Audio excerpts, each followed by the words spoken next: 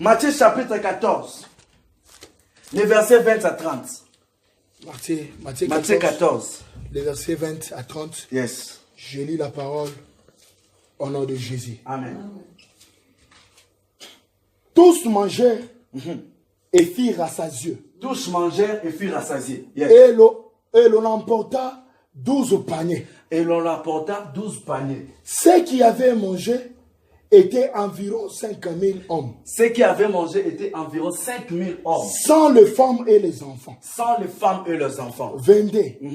Aussitôt, après, ils obligèrent les disciples à monter dans la barque. Yes. Et à passer avant lui. De l'autre côté. Pendant qu'il renverrait la foule, quand il eut renvoyé, il monta sur la montagne et pour prier.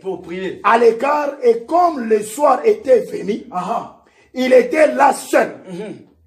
La barque, déjà au milieu de la mer, était battue par le flot, car le vent était contraire. 25. Yes. À la 4e veille de la nuit, Jésus alla vers eux, marcha sur la mer. Quand les disciples le virent marcher sur la mer, ils furent troublés et dirent, c'est un fantôme. Et dans leur frayeur, ils poussèrent des cris. Yes. Jésus leur dit aussitôt, rassurez-vous, c'est moi. N'ayez pas peur. 28. Pierre lui répondit, Seigneur, si, je reprends encore, it's powerful. Pierre lui répondit, Seigneur, si c'est toi, ordonne que j'aille vers toi. Sur les eaux. 29. Et il dit, viens. Pierre sortit dans la barque et marcha sur les eaux pour aller vers Jésus. 30.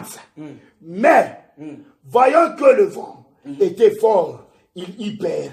Et comme il commençait à enfoncer, il s'écria, Seigneur, sauve-moi. Amen. Nous allons encore lire Romains chapitre 10, le verset 17. Romains 10, 17.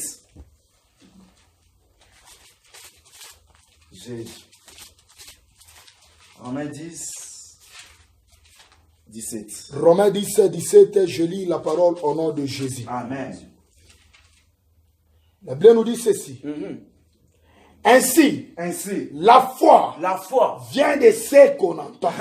Et ce qu'on entend vient de la parole de Christ. Est-ce que nous pouvons encore répéter ça?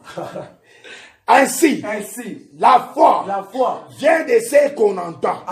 Et ce qu'on entend vient de la parole de Christ. Est-ce que nous pouvons acclamer pour cette parole? Amen, amen. Amen. J'aimerais bien te dire ceci. Dans le premier verset que nous venons de lire, la Bible nous dit qu'après avoir fait les miracles, après avoir multiplié les pains, la Bible nous dit qu'il descendit avec ses disciples. Il les laissa quelque part. Et lui, il s'avança pour aller prier. C'est ce que tu es venu faire aujourd'hui. Amen, amen, amen. Il les laissa pour aller prier. Mais ma Bible me dit ceci. Lorsqu'il a fini de prier, et lorsqu'il y descendit, la Bible nous dit que les disciples étaient de l'autre côté du bord. Et la Bible me dit que Jésus a commencé de marcher sur les eaux. Amen, amen, amen. Pendant que les disciples étaient dans la barque, et tous dans la barque étaient effrayés, et ils commençaient à crier. Je ne sais pas ce soir, oh Jésus, j'aimerais bien te dire ceci. Ce soir, la barque représente l'église de Dieu. Alléluia. Amen, amen, amen. La barque nous représente l'église. C'est la vérité. L'église du Dieu vivant est en train de crier. Mais ma Bible me dit que pendant que tous ces peuples étaient en train de crier, il y a eu un homme, oh j'aimerais te dire, que lorsque les gens voient les difficultés, nous tous nous ne pouvons plus voir les difficultés au même moment. Amen. J'aimerais te dire ceci, que celui qui s'attache à Dieu, Dieu l'enlève du général au particulier. Amen. Ces jours-là, Pierre aussi était là. Pendant que les autres criaient, Pierre aussi était là. Pendant que les autres voyaient un fantôme, Pierre, Dieu lui avait donné les yeux spirituels pour voir le Fils de l'homme en train de venir. Amen. J'aimerais te dire ceci. Tu vas entrer en 2019. Mais lorsque les autres verront les problèmes en 2019, toi, tu ne vas pas voir comme les autres. Amen. Parce que toi, tu n'es pas comme n'importe qui. Amen. Lorsque les gens voyaient un fantôme, Pierre ne voyait pas un fantôme. Lorsque les autres criaient, Pierre était là. Amen. Pierre lui dit, si réellement c'est toi. Il lui dit, si réellement c'est toi. J'aimerais te dire ceci. Nous sommes la barque. Et la barque représente l'église. Nous pouvons être dans une même communauté. Nous n'allons pas voir les choses de la même façon. Nous allons tous entrer en 2019. Mais nous tous, Dieu ne va pas se révéler à nous de la même façon. Toi, lorsque toi tu vas voir les problèmes, toi tu vas voir la maladie, lui va voir la gloire. Parce que notre façon de voir les choses sera différente. La différence est à quel niveau? Au niveau de l'attachement. Avance. Amen. L'attachement crée la différence. Et l'alliance qui est en toi fera en sorte que tu ne vois pas les choses comme tout le monde. Cette pierre sera battue mon église. L'église n'a pas le droit de voir les choses de la même façon que le monde. Lorsque le monde voit les fantômes, l'église voit le Fils de l'homme en train de venir. J'aimerais bien te dire ceci. Dans ce temps de la fin que nous sommes, lorsque les magiciens multiplient les stratégies, l'église doit comprendre que c'est la fin de toutes choses. Lorsque les gens comprennent que les sens occultes en train d'évoluer, l'église doit comprendre que c'est le Fils de l'homme qui est en train de venir. Parce qu'il avait dit qu'au temps de la fin, beaucoup viendront à mon nom. Ils vont prophétiser. Ils vont faire des miracles. Beaucoup viendront à mon nom.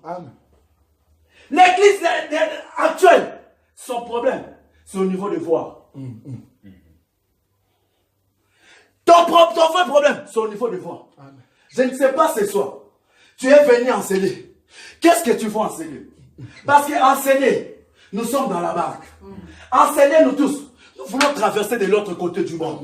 L'autre côté du bord, c'est quoi? C'est l'année 2019. La barque, nous sommes tous ici à l'intérieur. Maintenant, tout dépend de ta façon de voir 2019. Je ne sais pas comment tu vois 2019. Est-ce que tu vois des fantômes en 2019? Ou bien tu vois l'arrivée du Fils de l'homme? J'aimerais bien te dire ceci. Que tout celui qui s'est rencontré avec le Fils de l'homme, sa vie a été changée.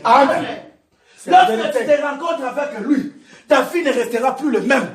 Il va changer l'histoire de ta vie. Et les gens ne vont plus te reconnaître. Parce que tu t'es rencontré avec celui qui est capable de transformer les gens. J'aimerais bien te dire ceci. La Bible nous dit qu'un jour, il a pris ses 3 disciples.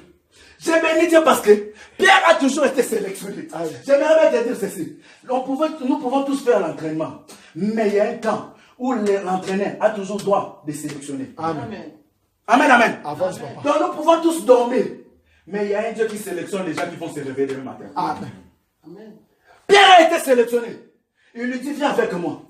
La Bible nous dit qu'ils ont monté sur cette montagne de transfiguration. Et pendant qu'il était en train de prier, la Bible nous dit que ses habits commençaient à briller. Tout était devenu blanc. Pierre a vu la gloire. Pierre a vu la gloire. Pierre nous propose. Je préfère que nous puissions rester ici. Que nous puissions te faire une tente pour toi, une tente pour Moïse. Nous allons te faire 3 tentes ici. Que nous puissions demeurer en Seigneur. Mais lorsqu'il regarde Pierre, il se dit, Pierre, cette montagne de transfiguration ne sauve pas. J'aimerais bien te dire ceci. Dans la montagne de la transfiguration, il y a la gloire. Mais cette montagne ne sauve pas. L'église de Dieu doit arriver à un moment où nous devons aller au Golgotha. La montagne de la transfiguration ne sauve pas. C'est Golgotha qui sauve. Ces jours-là, Pierre préfère voir la gloire. C'est ce que nous voyons dans les églises aujourd'hui. Les hommes de Dieu ont besoin de tâches, de voir la gloire. Mais ils n'ont pas les soucis des âmes. C'est la vérité. Avance. Les hommes de Dieu, nous avons plus beaucoup de voir la gloire. Tu as beaucoup d'avoir un bon véhicule, que les gens tombent dans ton église, que tu prophétises, qu'on parle de toi. Ça, c'est le montagne de la transfiguration. Mais cette montagne ne sauve pas. C'est la vérité, papa. Avance. Il dit à Pierre, non, nous n'allons pas demeurer ici. Parce qu'il y a un Golgotha qui m'attend. J'aimerais bien te dire ceci. Lorsqu'il était dans cette montagne de transfiguration, les gens acclamaient pour lui. Voilà pourquoi Pierre lui avait demandé de rester ici. Mais lorsqu'il est allé sur cette montagne de Golgotha, c'était les insultes. Le Dieu que nous prions aussi, c'est un Dieu du temps du soir. La Bible nous dit que c'était vers le soir qu'il est allé prier. Et vers le matin, qu'il descendait. Pourquoi seulement le soir? Le soir, c'est le dernier en temps. Lorsque le soir se présente dans ta vie, cela signifie que tout est dans le noir. Mais la Bible nous dit que les ténèbres ne resteront pas toujours. Et il y a un temps pour tout, je te dis. Dieu aime le soir. La Bible nous dit dans le livre de Genèse qu'il a aimé le monde vers le soir. Qu'il s'est dit que tout ce qu'il avait créé était si bon. C'était vers le soir. Et il venait voir Adam et Ève vers le soir. Il s'est révélé vers Abraham vers le soir. Il dit à Abraham une descendance. Les promesses d'Adam, c'était vers le soir que Dieu venait se rencontrer avec Adam. C'était pas le jour.